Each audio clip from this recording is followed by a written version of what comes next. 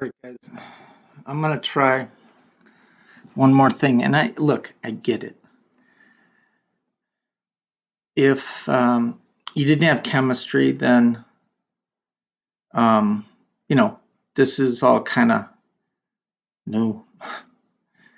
But regardless, we gotta you gotta know this stuff, and I'm gonna try and do the best I can to help you understand it. All right, so here we go. Remember, the goal of the body is to maintain homeostasis, right? I mean, cut it out. I wish it was that easy. And you have to maintain that pH between 7.35 to 7.45 because the critical proteins in the cells of our body maintain their ideal shape at that pH. So if you alter it, then you're going to alter the shape of the enzymes inside cells, and then they won't be able to perform your chemical reactions, and then you could end up dead. And that's bad because you couldn't go to Gateway. But anyways, so watch. And you should have watched the videos to understand. Remember, CO2 is an acid, right? Because when it gets dissolved in the blood, there's water in blood, and it forms carbonic acid, and then that carbonic acid breaks apart into free-floating hydrogen ions and bicarbonate. And anything that produces free-floating hydrogen ions is an acid. So CO2 is an acid. And the respiratory system controls CO2. So if your respiratory system is working fine, then you got a certain amount of CO2 in the blood. The kidneys control that base bicarbonate. And to maintain the pH, there has to be a certain amount of CO2 in the blood and a certain amount of bicarbonate to maintain that pH. Now, let's say, for example, that the respiratory system isn't working so good, right? Let's say you got, God forbid, COVID, and all that mucus and gook is building up in your lungs. You're not going to be able to get rid of CO2. So CO2 is going to start building up. I'm going to add one more bicarbonate to make it good. So CO2 is building up. And as CO2 builds up, because CO2 is an acid, it's going to drop your pH and it's going to cause an acidosis. And because the respiratory system is causing it, this is a respiratory acidosis. Now, if this continues with the lungs getting worse and you're retaining more CO2, then your pH is going to drop. And remember that neural activity decreases with acidosis. So you're going to go into a coma, and you're probably in a coma right now. I feel like I'm in a coma.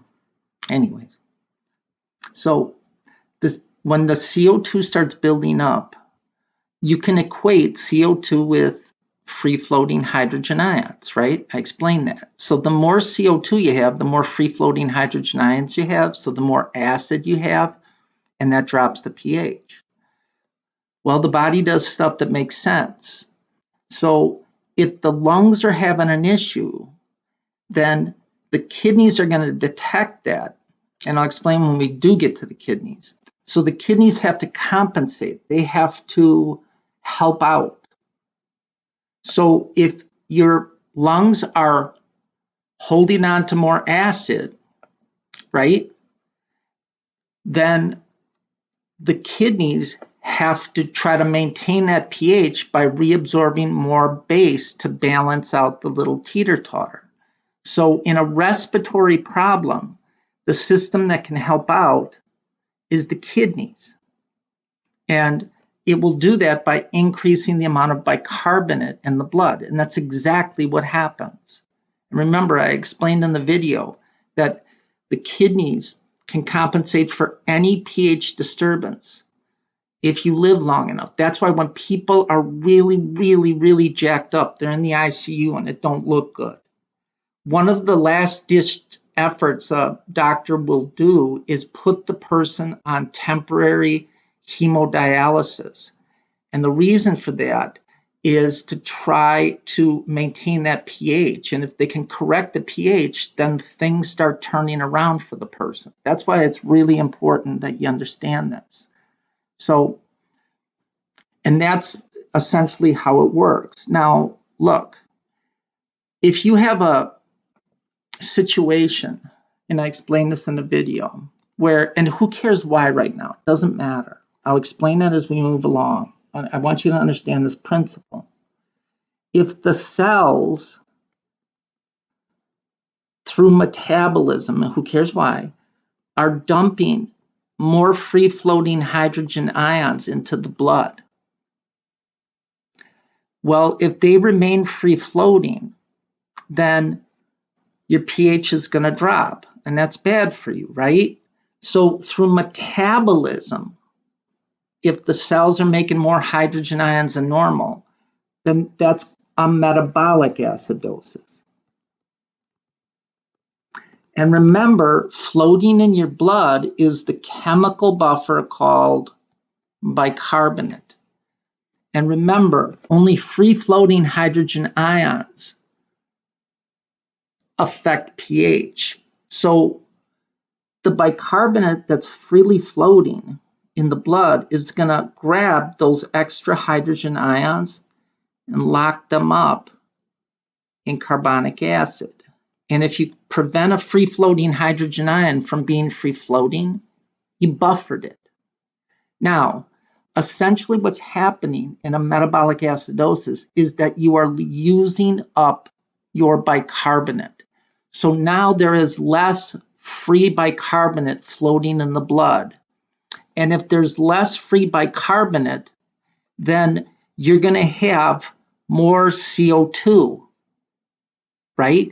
So in a metabolic acidosis, because you have less base bicarbonate, if the only system that can compensate or help out is the respiratory system. So to compensate the respiratory system, which controls CO2, if you have less bicarbonate because the cells are making hydrogen ions and dumping them into the blood, and then bicarbonate grabs it, you're using up your bicarbonate.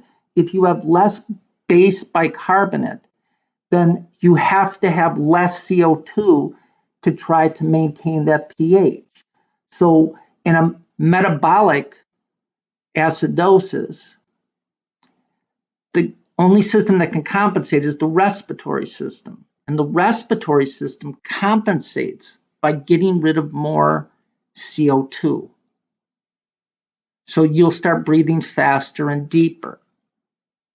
So there's a condition, and we'll learn about this. It's called diabetic ketoacidosis, where the liver's producing a bunch of acids and dumping them into the blood. So that's going to cause your bicarbonate to go down because your free bicarbonate is grabbing that hydrogen ion and locking it up. So you're losing free bicarbonate. So if you're losing free bicarbonate, then the respiratory system has to compensate by getting rid of more CO2. So they developed this really rapid, irregular breathing called Kussmaul breathing. And that's in an attempt to try to maintain the pH of the blood by getting rid of more CO2. And again, look, if this was easy, then everyone could be a nurse, right? And the fact is that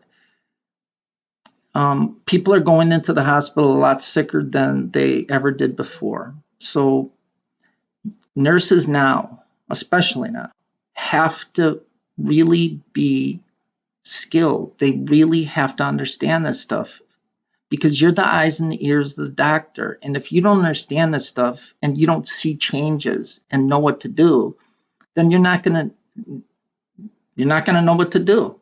And that makes life very difficult. So I hope this little thing helped.